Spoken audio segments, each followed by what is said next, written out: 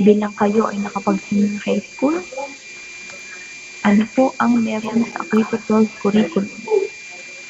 Sige nga po.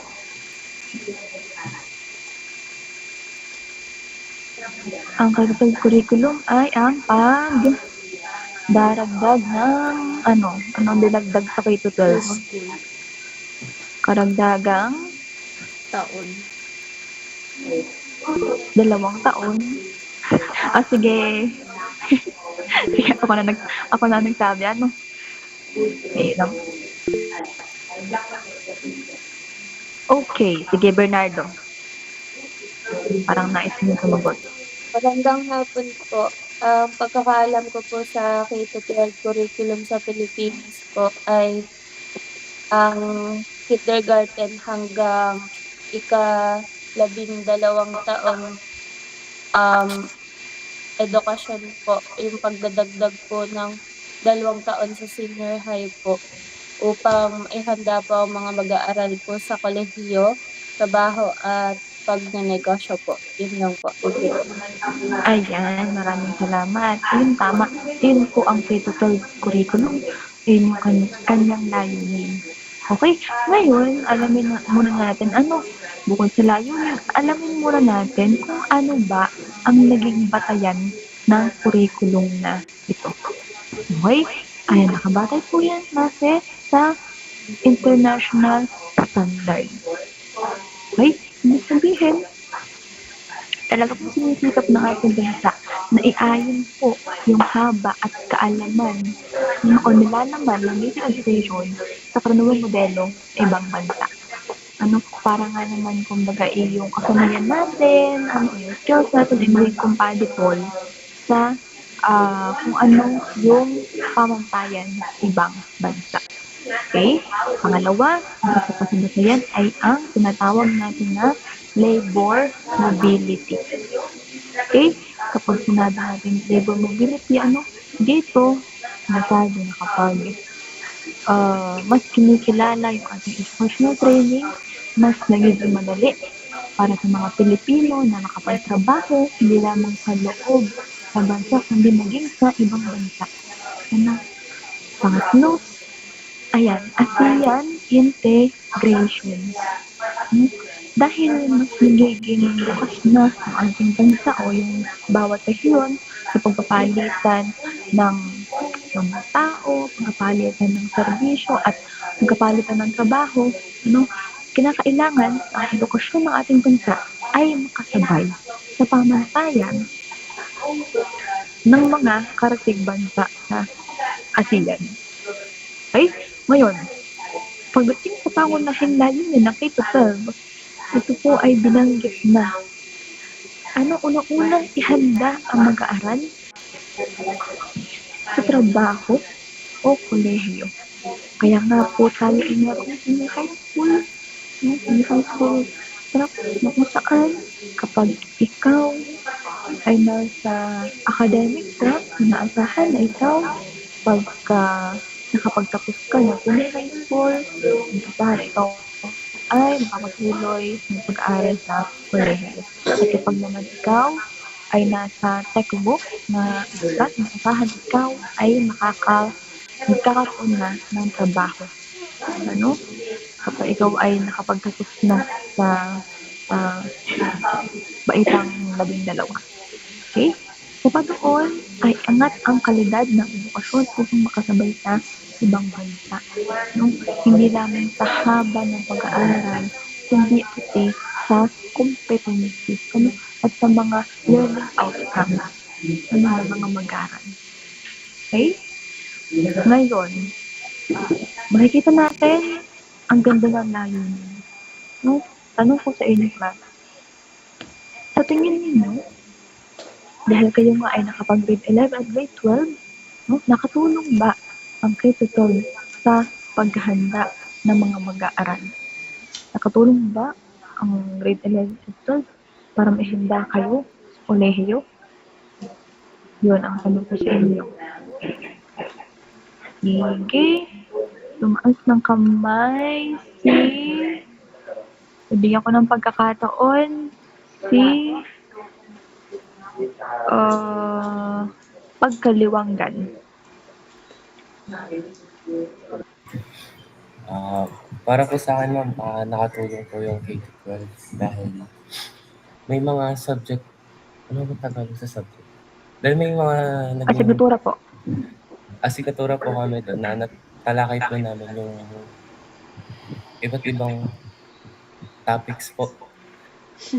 Hindi na matagal. Mga topics po na tinatalakay din po namin ngayong kolehiyo po. Ayan, maraming salamat. Tunay naman, lalo na sa STEM na STEM, meron nga ba kayong, may basic calculus ba kayo sa STEM? Tama ba? Ayan, ano pa ba? Hindi ko na alam yung iba. Yung kasi ako. Ayun, kapatunayan, meron niyang, tama naman, nakatulong ang K-12 para kayo ay maihanda, dahil sa STEM, dahil sa mga ino-offer na subject sa STEM, meron kayong mga special subject na kung saan kayo lang yung kukuha ng asignaturang yun. Ano ko doon, masabi ko na ang high school ay para siyang high school, nasa katunayan na high school na, at para siyang college. Sobrang tagal. Okay? Dahil, bukod nga sa mga asignatura na binibigay sa inyo, ay kayo ay nagkaroon ng ideya kung paano ba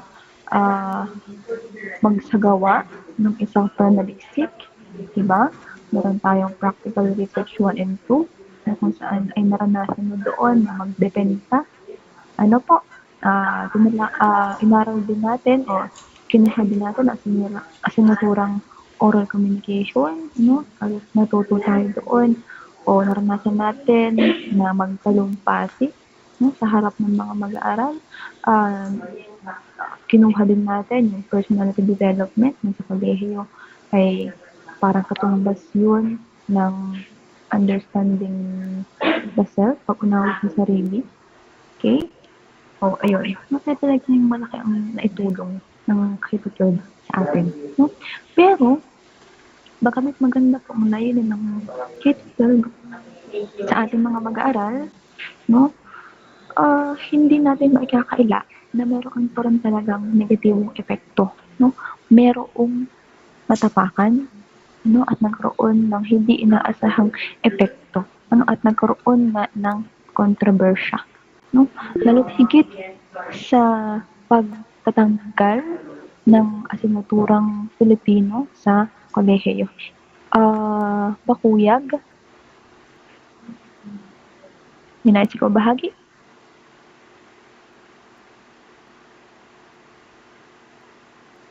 O baka napindot lamang? Sige, pagpatuloy natin ang ating talakayan, ito nga po ang unang-una, na naging epekto ng K-12. Nagkaroon ng pagtatangka na alisin nga po ang Filipino at politikan sa kolehiyo. Okay? Ang laki ko po ng iilan, dahil naituro na nga ito sa senior high school, kumbaga ay maaari nang hindi ito gawing bahagi ng general education sa college. Okay? Pero, para naman klase sa mga guro at mga scholar, hindi ito simpleng naituro na. Dahil talagang sinasabi ko sa inyo, iba po talaga ang antas ng pagkatuto sa kolehiyo. Talagang mas malalim po ang pagsusuri, yung pag-unawa sa mga bagay-bagay, sa mga konsepto, sa mga isyong panlipunan ay talagang critical, at yung gamit po ng wika ay mas akademiko. Okay? Sandali lang ha. Okay. Sige. Pangalawa, ayan, mas binibigyang diin po ang wikang Ingles para sa employability.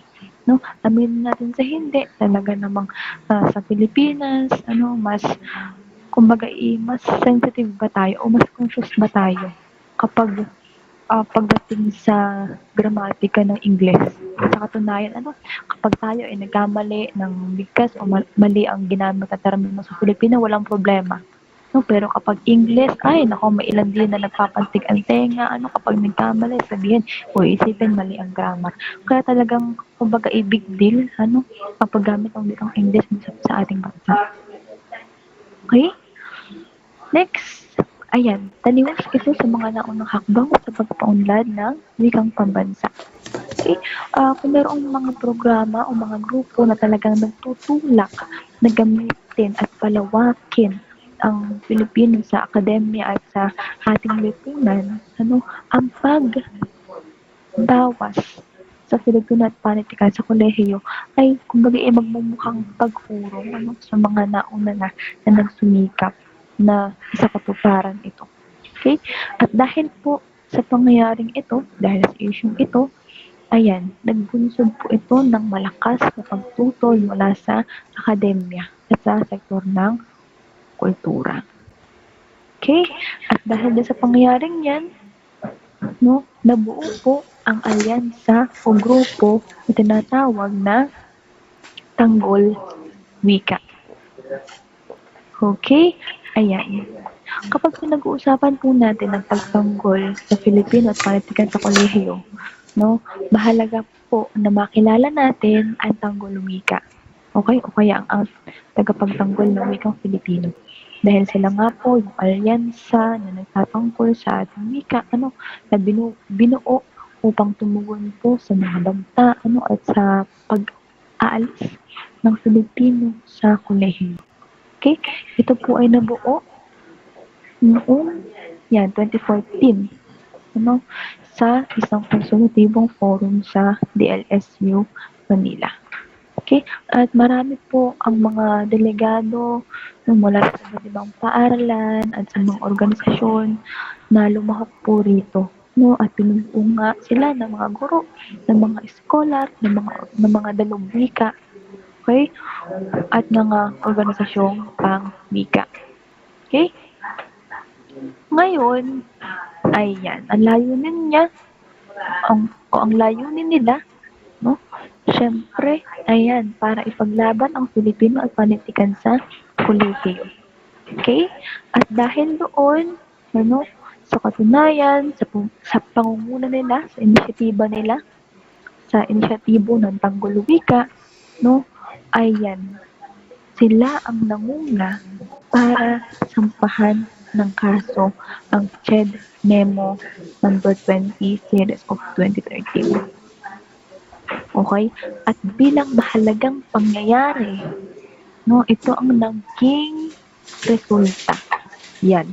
Naglabas po ang Korte Suprema ng Temporary Restraining Order.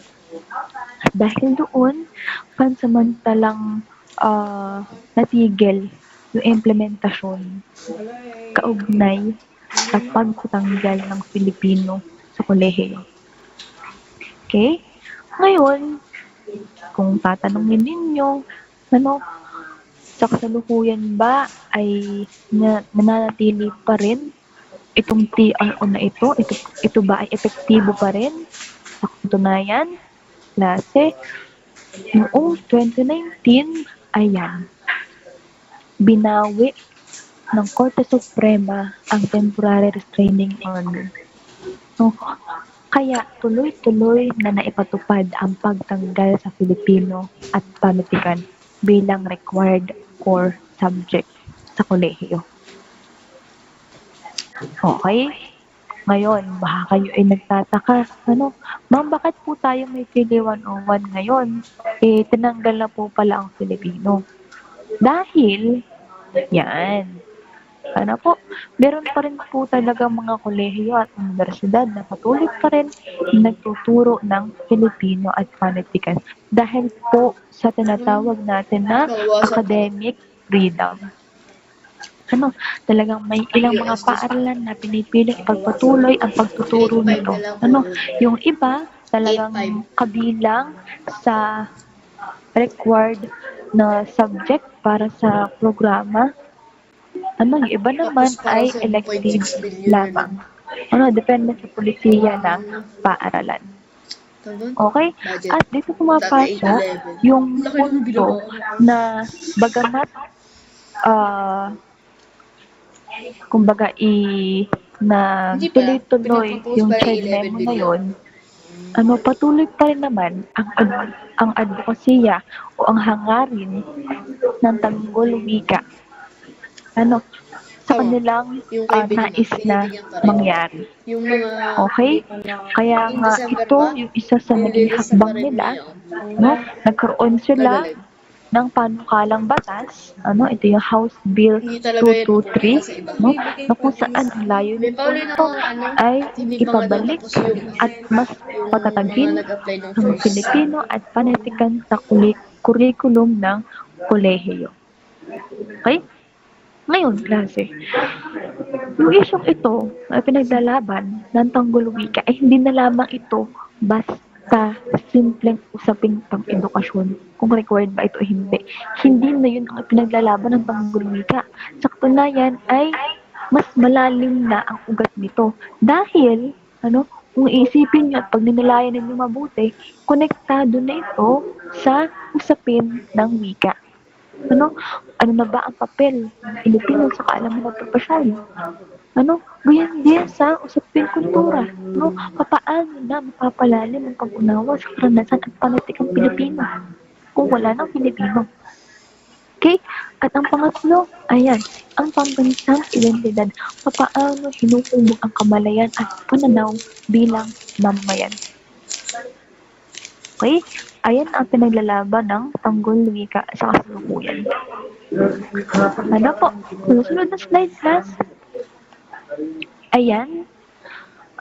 Muli lang nating babalikan yung K-12 at yung issue sa Filipino. Muli, kaya nga po pinatupad ng K-12 upang makasabay po tayo sa international standards para ihanda ang mag-aaral sa trabaho o kolehiyo at para maging kaayon ng ASEAN integration. Ngunit, ayan, mas nabigyang diin sa katunayan ng wikang Ingles, na isang tabi ang Filipino at panitikan sa kolehiyo, at nagbunsod ito ng malawakang pagtutol mula sa akademya at sektor ng kultura. Kaya nga po sinasabi ko sa inyo, may mga ilang paaralan o pamantasan talaga na nagsagawa at naglathala ng kanilang mga posisyong papel hinggil sa kanilang mga tindig, hinggil sa kanilang mga diin, tungkol sa usaping ito. Okay? At simulan po natin ito sa posisyong papel ng DLSU. Ayan. So, ngayon ay simulan natin ang pagbabasa o pagsilip sa buod. Ito po ay buod lamang, hindi ko na inilagay dito ang pinaka nilalaman ng posisyong papel dahil medyo mahaba-haba po yun. Nilagay ko lang dito yung kanilang pangunahing punto. Okay? Kayo naman po ay maaring magsulat sa inyong mga kwaderno o kaya ay type sa inyong mga cellphone o sa inyong mga laptop o mag-screenshot dahil sa pagkatapos po ng ating pagtalakay ay atin pong babalikan, tatanungin ko kayo kung ano nga ba ang punto ng DLSU, ano ang punto ng Ateneo, ano ang punto ng PNU, ng PUP,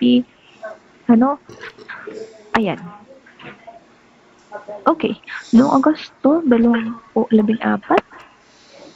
naglabas ang Departamento ng Filipino ng De La Salle University, Manila ng posisyong papel na may pamagat na pagtatanggol sa wikang Filipino tungkulin ng bawat Lasalliano. Ay, hindi ko pa na ilalagay yan. Tungkulin ng bawat Lasalliano. So, ito klase, itong posisyong papel na ito ay isa sa mga magandang halimbawa dahil pinapakita nito kung paano tumutugon ang isang institusyon o isang paaralan sa issue ng Filipino, at panatikan sa kolehiyo. Okay? Hindi lamang bilang asignatura, kundi bilang paninindigan at pananagutan sa lipunan. Sa katunayan kasi, ang pamantasang DLSU, matindi ang pagmamahal nila sa sariling wika. Na parang dyan ang balwarte ng mga mahuhusay sa asignaturang Filipino, talagang nagpapakadalubhan sa asignaturang Filipino. Ayan. Ngayon, ano ang pangunahing punto ng kanilang posisyon? Okay? Unang-una, ayan, sinasabi nila na mahalaga ang Filipino sa community engagement. No? Tandaan po ninyo ito. Mahalaga ang Filipino sa community engagement. Bakit?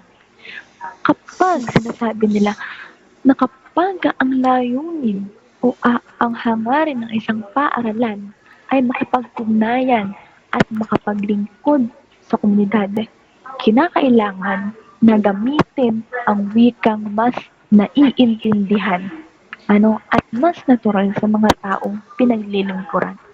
No? Kasi kapag nanindigan sila na gagamitin namin ang wikang Ingles habang kami nagsiservisyo, mawawala na katuturan na kanilang pagsisilbi.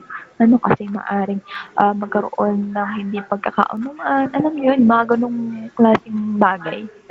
Okay? Pangalawa, yan. Binibigyan din nila ng Filipino ang wika ng mga ordinaryong mamamayan sa komunidad. Okay? Kaya kung ang edukasyon ay may layunin maging makabuluhan, at talagang may tunay na epekto, patunay na nagbibigay impluwensya sa kapwa, hindi pwedeng ihiwalay ito sa wikang ginagamit ng bayan sa araw-araw. Lalo't higit sa pakikipag-usap, sa pakikipagkapwa at pag-unawa sa mga isyung panlipunan. Okay? Sa dulo ng kanilang puwisyon, malinaw po ang mensahe na ang edukasyon ay dapat nakaangkla sa wika ng bayan. No? Ibig sabihin, hindi lamang tayo dapat nakatuon sa global competitiveness, kundi pati sa pagiging makabuluhan sa sariling lipunan. No? Kung saan ang Filipino ay tulay para sa mas malalim na pagkatuto at mas inklusibong pakikipag-ugnayan. Sa katunayan, klase, ito kasing Totoo talaga. pagtangkilik sa wikang Ang Ingles, klase niya. hindi natin Diba, masisisi class. ilan Klase sa mga talaga. nagsasagawa ng curriculum dahil kumbaga ito ay nakaugat sa ating kasaysayan. Kung babalikan po natin ang ating kasaysayan, noong panahon ng Amerikano, ang laki ng kanilang naging impluwensya sa sistema ng ating edukasyon. No? Sanay na Kaya sanay. kumbaga sa kasalukuyan, talagang hindi maiiwasan na doon yung maging batayan ng sistema ng edukasyon ngayon. Okay? So, yun po. Narito yung ilang mga karagdagan tungkol po sa mga DN ng DNS sa kanilang posisyon. Okay? Ang DN nila, unang-una, ang Filipino ay hindi lamang asignatura, kundi daluyan, o instrumento para maging mas epektibo ang komunikasyon sa dalawang mahalagang larangan, sa larangan ng akademiko at sa kultural na konteksto. Okay? Sa akademiko, na kung saan ay Filipino ang pwedeng gamitin para mas malinaw na maipaliwanag ang mga konsepto. Lalo na kung ang usapan ay nakaugat sa karanasan ng mga Pilipino. Sa kultural na konteksto naman, Filipino yung natural na wika ng maraming diskurso tungkol sa identidad, sa pagkapahalaga, at sa mga isyong panlipunan. Okay? Kasunod nito, isinusulong din ng dalasal ang tinatawag na Filipinisasyon ng pananaliksik. Ano ba ang kahulugan nito? Filipinisasyon ng pananaliksik. Ibig sabihin po niyan ay sinasabi nila na mayroong puwang, may puwang at may kakayahan ang Filipino, ang wikang Filipino na maging wika ng mas seryoso at mas sistematikong pag-aaral. Hindi lamang sa panitikan, kundi pati sa ibang disiplina. Kasi, ang sinasabi nila na kapag Filipino nga naman ang gamit o ang medium, mas nagiging accessible ang resulta ng pananaliksik sa mas nakararami at mas lumalapit ang kaalaman sa komunidad. Okay? Ganun din ay malinaw rin ang kanilang panindigan na ang pananaliksik ay dapat nakapakinabang sa mamamayan. hindi lamang ito para sa pagkakaroon ng grado Magkano nga yung o pag sa publikasyon, pagkabili ka ay Stargazer? dapat sinasabi yung kanilang gagawin ay may Ilang ambag piraso yun? sa paglutas ng problema at Tatlo lang? pag-unlad ng Dati hindi pa lipunan. nasukat. Okay? Ito nga klase ay kaayon sa bukasyon ni San Juan Bautista de Lasal. Sabi niya, yun, edukasyon gumagamit ng wika ng karaniwang tao. Okay? Malinaw po ba ang posisyon ng GNSU? Thumbs up naman po kung okay po tayo dito. Ayan, maraming salamat. Ngayon naman idadako na po tayo sa ikalawang paaralan, ang Ateneo de Manila University. Okay? May posisyong papel din ang kagawaran ng Pilipino ng Ateneo de Manila University na pinamagatang yan, ang paninindigan ng kagawaran ng Filipino at pamatasang Ateneo de Manila, suliraning pangwikang umugat sa JED Memo No. 20 Series of 2013.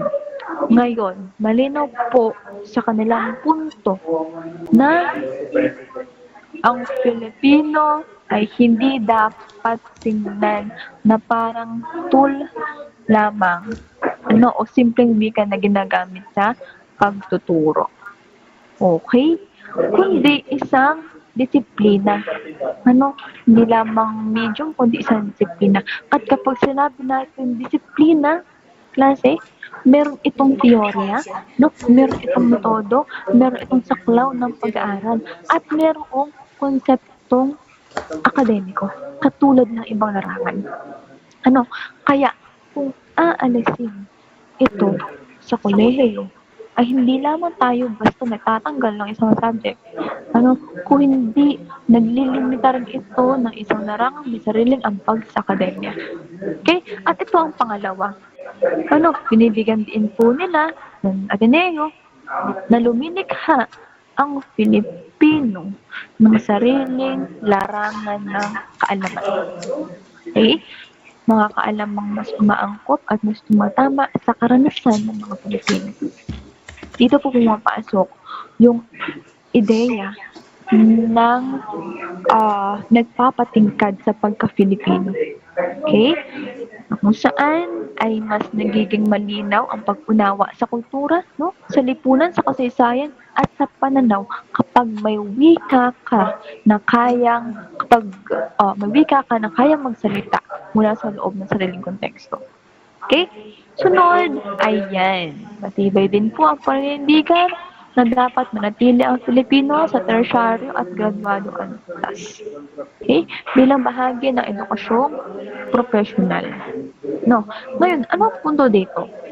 Sinasabi na kahit professional yung training, mapa-engineering man yan, o mapa-nursing man yan, mapa-business man yan, hindi ito maikakaila na hindi yon hiwalay sa komunikasyon, sa etika, sa pakikipagkapwa, at sa pagpunawa sa lipunang ginagalawan. Ngayon, yung mga aspektong yun na aking nabanggit, malaking papel ang nagagawa ng Filipino doon sa apat na yun. Okay? Lalo't higit kung ang profesyong pinapasok ay para po sa sambayan ng Pilipino. Okay? Kasi narito karadagang impormasyon tungkol sa kanilang posisyong papel. Sinasabi dito na ang pag-aalis ng Pilipino ay magdudulot ng marginalisasyon ng mga wika at kulturang panrehiyon. Okay? Meron din sinasabi na ang Filipino ay kaakibat ng paglingap sa wikang bayan. At bukod doon, yung pagkapatibay ng kolektibong identidad. Okay? At isa pa, okay, sinasabi dyan, sa susunod na bullet, na hindi dapat pagsabungin. Hindi kinakailangan umpugan ng dalawang wika. Hindi kinakailangan. Hindi kinakailangan merong manalo. Hindi kinakailangan merong matalo. Ang mahalaga dito, ayan, kinakailangan yung mga wika na ating ginagamit, kinakailangan ay palakasin ang ugnayan. Gayun din, bilang karagdagan, kinakailangan na maging mapagmatyag sa mga institusyong ginagamit ang isyong pangwika para sa pansariling interes. Okay, so ito yung sa Ateneo de Manila. No, dalawang paaralan na ang nabanggit natin na napag-usapan. Sunod naman ay ang posisyong papel ng UP Diliman. So ayon po sa Departamento ng Philippine at Panitikan, ang Filipino ay susi ng kaalamang bayan. Okay? Muli, susi ng kaalamang bayan. Ang ibig sabihin nito, ang wika, ang susi para maipasa, maipalaganap at mapalalim ang kaalaman na nagmumula mismo sa karanasan ng mga Pilipino. Okay? Ngayon, malinaw ang punto ng UP Diliman na nasa wika ang pagpapalaganap ng kaalamang lokal at dunong bayan. At dito rin, nagkakaroon ng tulay sa pagitan ng kaalamang akademiko at pangangailangan ng mamamayan. Okay? Ang halimbawa nito, pwede nating sabihin na talagang sobrang taas, mataas yung antas ng pananaliksik sa isang partikular na pamantasan. Pero, bagamat sabihin natin na, oo, ang ganda ng pag-aaral na ito, ang ganda ng naging resulta, pero kung hindi naman yun naiintindihan ng komunidad, limitado yung magiging epekto noon. Kaya sinasabi po ng UP, kapag Filipino po ang daluyan, mas nagiging abot at kapakipakinabang ang kaalaman. Okay? Kaya nga po sinasabi rin ng sariling wika ang pinakamabisang daluyan ng kaalaman, okay? At sandigan ng makatao at makabuluhang edukasyon. Okay? Tandaan natin, makatao at makabuluhan. Makatao dahil mas inklusibo. Kung saan mas marami ang nakakaabot, mas marami ang maaaring makilahok. Okay? Makabuluhan naman dahil nakaugat ito sa konteksto at pangangailangan ng ating lipunan. Okay? Ito yung isa pa sa mga mahalagang punto. Talagang nagustuhan ko rin. Sinasabi po ng UP na tungkulin ng edukasyon na humubog ng mag-aaral na nagbabalik ng kaalaman sa bayan sa pamamagitan ng serbisyo. Napakaganda. Ibig sabihin na sinasabi nila na hindi nagtatapos ang edukasyon sa naipasa mo na subject o sa nakuha mong diploma. Hindi. Ang sinasabi ng UP, ang mga edukado ay merong pananagutang panlipunan at kinakailangan yung kanilang mga natutuhan sa kolehiyo, kinakailangan na gamitin iyon para talagang makatulong sa kapwa at maging kapakipakinabang. Okay? Karugtong nito at ugnay nito, itong isang diin na hindi dapat matapos ang intelektualisasyon sa pagkuha ng degree, kundi sa paggamit ng kaalaman para sa kapwa.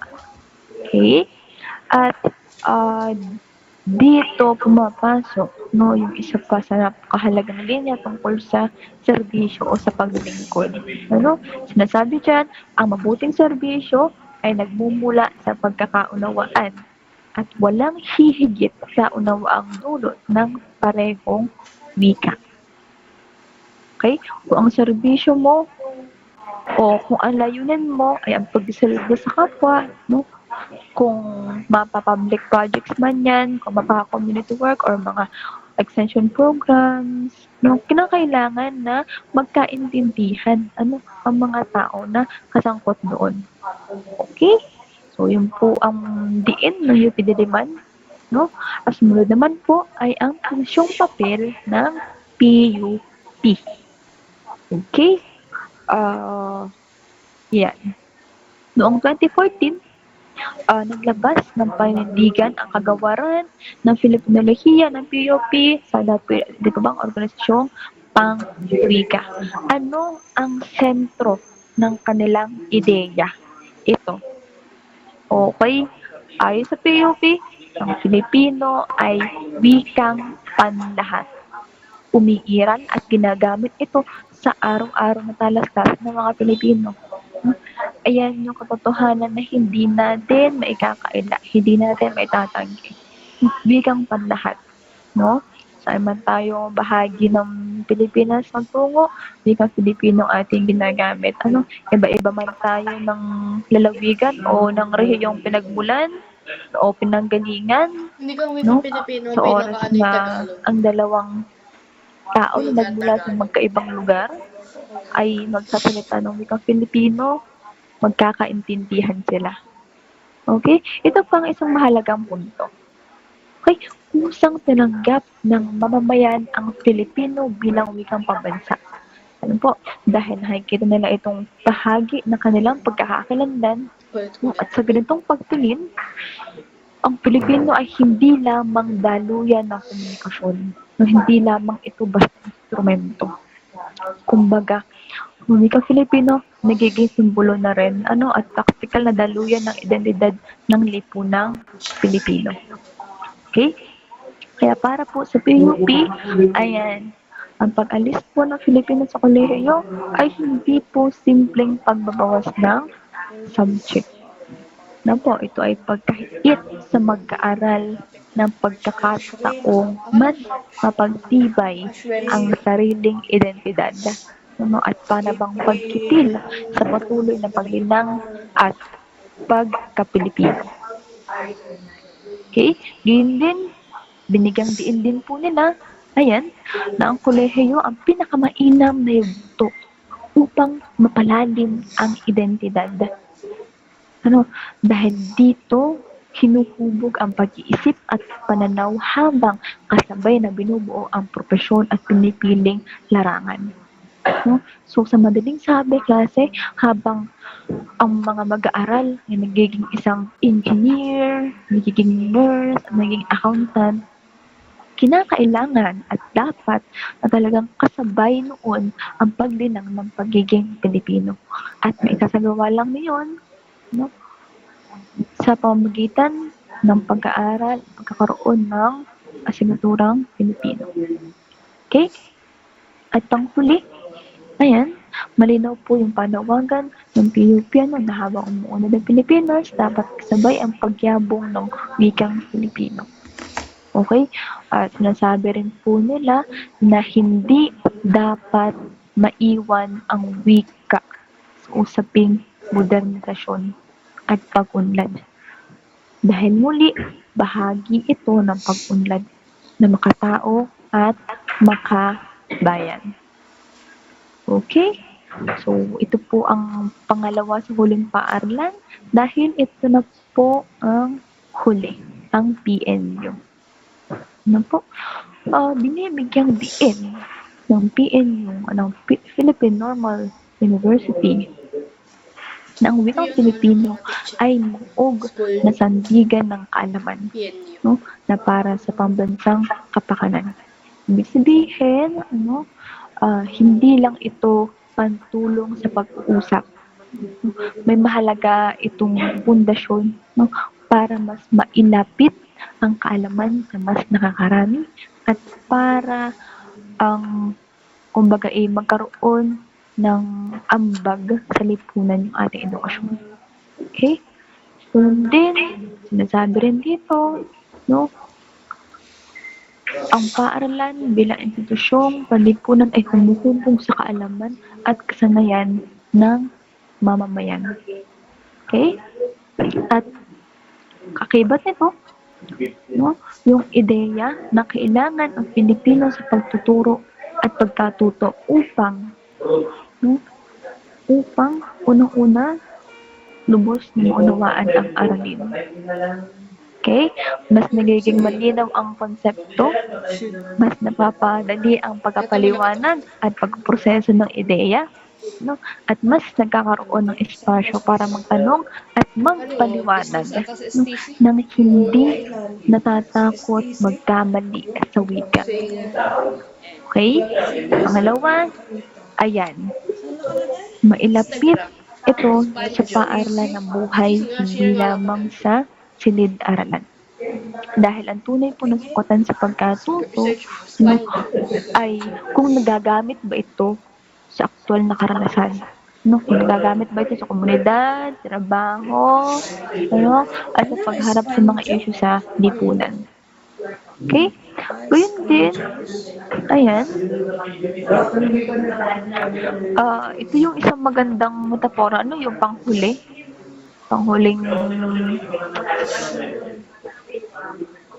yung pangalawa sa huli ng bullet. Ano, sinasabi dyan, ang paaralan ay kanugnog ng tahanan. Kanugnog o katuwang ng tahanan sa paghubog ng pagkatao at tulay sa pagitan ng kaalamang pangklase at tunay na buhay. At kung ang tulay na ito ay wika, mas matibay at mas inklusibo ito kapag Filipino ang gagamitin. Okay? At sa panghuli, sinasabi dyan, ang paglinang ng Filipino at panitikan sa paaralan ay nagbibigay daan sa makabuluhang talastasan at nagsisiguro ng pag-unlad na mag-aral gamit ang sariling wika. Okay? Dito na nagtatapos ang pagtalakay sa future papel ng mga paaralan. So sa ngayon, sabi ko sa inyo, kayo ay maglista, mag-screenshot, magdala sa inyong mga cellphone, sa inyong mga laptop, o sa inyong mga kwaderno. Dahil ngayon ay magtatanong na po ako, o kaya babalikan natin yung diin po ng bawat paaralan. Simulan nga po natin sa pinakauna, ano nga pong paaralan yun, at ano ang kanilang tindig. DLSU. Ayan, may nag-asa ng kamay, Camacho. Dinig po ako. Opo, dinig po. Sa inilabas po na posisyong papel ng DLSU Manila na may pamagat na pagtanggol sa wikang Filipino, tungkulin ng bawat Lasalliano, ay madiin nilang ibinahagi ang kahalagahan ng wikang Pilipino sa edukasyon, kultura at pakikipag-ugnayan sa komunidad. Ayon sa kanila, ang pagturo ng Filipino ay hindi lamang dapat ito ay nakatuon sa mga grado, kundi dapat ito ay pakipakinabang sa mga estudyante.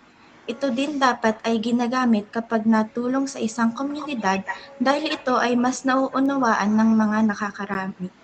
Nagiging mas malinaw ang komunikasyon sa bawat isa. Ang Filipino ay ang wika ng ordinaryong mamamayan kaya dapat na ito ay gamitin at pahalagahan. Ayan, maraming salamat. Yun nga, ayun ang mismo sinabi ng DLSU. No? Ang wika Filipino, ang ginagamit ng pangkaraniwang mamamayan. At kung magsisilbi ka, kung nais mo masilbi, kung gusto mo maging makabuluhan, ang pagserbisyo mo, ang pagsisilbi mo sa iyong komunidad, wikang Filipino ang gagamitin. Okay? Ano naman ang pahayag sa posisyon ng ikalawang paaralan? Sino ang nais magbahagi?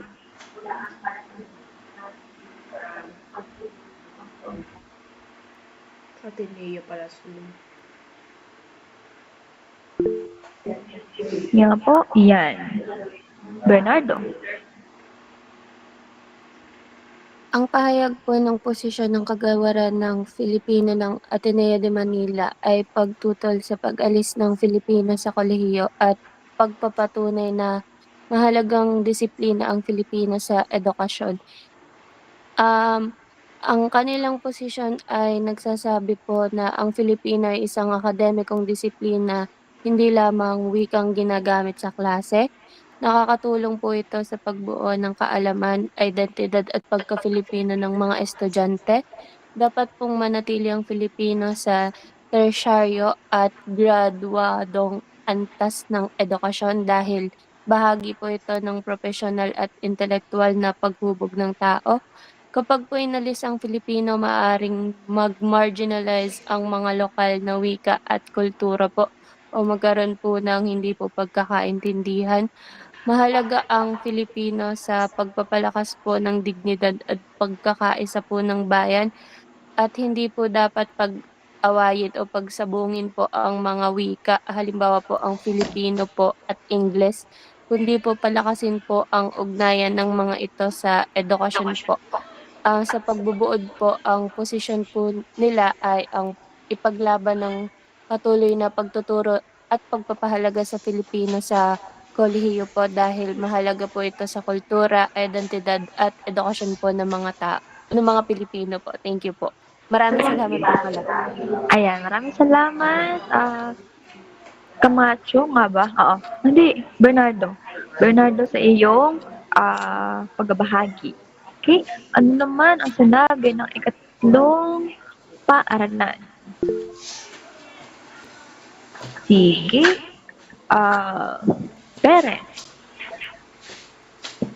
Magandang hapon po, ma'am. Mula naman po sa posisyong papel ng UP Diliman, ay naniniwala po sila na ang wikang Pilipino ay mahalaga po sapagkat ito po ang susi ng kaalamang bayan. Kumbaga, pinaniniwalaan po nila na ang wikang Pilipino ay napakahalaga po, lalo na po sa komunikasyon, hindi lamang sa pang-araw-araw na buhay, kundi sa pagpapalaganap po ng karunungan na mayroon po ang ating bayan. Kumbaga, nasa wika po, sa paggamit po ng wika, napapalaganap po natin ang kaalamang lokal at lunong bayan at napapag-ugnay po natin ang mga kaalamang pang-akademiko na kinakailangan po nating mga Pilipino. At ang ating din pong sariling wika ang pinakamabisang daluyan ng kaalaman at ito po ang ating sandigan ng isang makatao at makabuluhang edukasyon. Kumbaga po,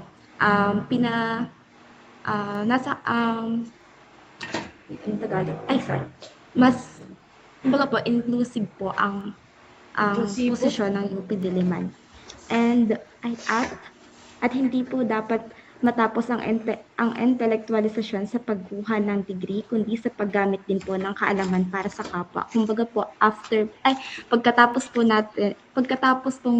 sa kolehiyo, kailangan din po natin maipalaganap yung natutunan natin, ngunit mas maipalaganap po natin ito kung nauunawaan po natin ang bawat isa, at yun po ay sa paggamit ng wikang Pilipino. Yun lang po. Salamat po. Ayan, maraming salamat, Perez, sa pagbabahagi mo ng tungkol sa posisyong papel ng UP. Nasaan na ba tayo? Nasa UP na nga, no? Tama ba? Una ay DLSU, Ateneo, UP. Okay? Klase ba kayo? Kasi ko sa inyo, kayo kinakabahan or parang kayo nagugulat kapag kayo i-accidenting nakakapagsalita ng English. No? Okay lang, wala akong problema. Ako yung nag-i-English din. Ayan. Pero ako naman natutuwa din dahil kapag halimbawa ay napapa-end kayo, bigla nyo agad pinapalitan ng problema doon, ng pressure sa mga ganyang bagay, no? Gusto ko lang ay malaman kung ano yung inyong mga tinala, sa inyong mga talaan. Okay? Ayan. Sumunod nating pamantasan ay ano nga ulit yun at ano ang kanilang tindig. Sige nga po, sino ang gusto mong bahagi para sa susunod na 280 din. pamantasan? Dali. Wow, nakakatuwa. Nakakatuwa naman ang And parallel. section nyo. Marami ang gustong magbahagi. Sandali lang ha. Bigyan ko ng pagkakataon ang hindi ko pa natatawag. Ito yung mga natawag ko na kanina. Sige, wait lang ha. Ilagan. Rinig po ako. Apo. Sige po. Ayon po sa PUP, mariin nilang tinututulan ang pag-aalis ng Filipino sa kolehiyo. Noong 2014 po, inilathala ng kagawaran ng Filipinolahiya ng PUP kasama ang SADAFIL at iba pang organisasyong pangwika. Ang kanilang paninindigan na ang Pilipino ay wikang panlahat na umiiral at ginagamit sa araw-araw na buhay ng mga Pilipino. Because of this dahil dito, kusang tinatanggap ng mamamayan ang Filipino bilang wikang pambansa sapagkat ito ang nagdadala ng identidad ng lipunang Pilipino. Binibigyang diin ng PUP na ang pag-aalis ng Filipino sa kolehiyo ay pagkitil sa pagkakataon ng mag-aaral na pag-aralan ang sariling identidad at pagka-Pilipino. Para sa kanila, ang kolehiyo ang pinakamainam na yugto ng edukasyon upang mapalalim ang kamalayang pambansa at pag-unawa sa kultura, wika at lipunang Pilipino. Dagdag pa rito, habang umuunlad ang Pilipinas sa larangan ng propesyon at kaalaman, dapat ay kasabay na umunlad ang wikang Pilipino bilang wika ng diskurso, edukasyon at pambansang kaalaman po. Ayan, maraming salamat. So, yun ang tungkol sa tindig ng ng PUP. PUP nga ba? PUP. Dahil ang panghuli ay ang PNU, at yung kanilang tindig. Sige, sino ang nais magbahagi? Tayo ay malapit na matapos.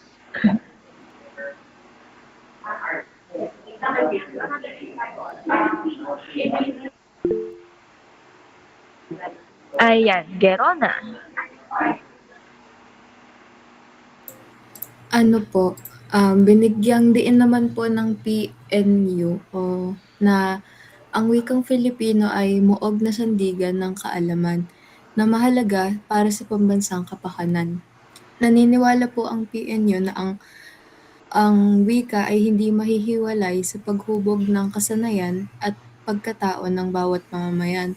Tapos binanggit din po nila na ang mga Filipino ang pangunahing kagamitan upang lubos na maunawaan po, lalo na ng mga mag-aaral, yung kanilang mga aralin. Pati na rin po, layunin din po ng pagkakaroon ng pagtuturo ng Filipino na ang mga natututunan po sa mga eskwelahan ay mailapat sa buhay po. Ibig sabihin po na ang kaalaman ay dapat magamit sa tunay na karanasan ng bawat mga estudyante.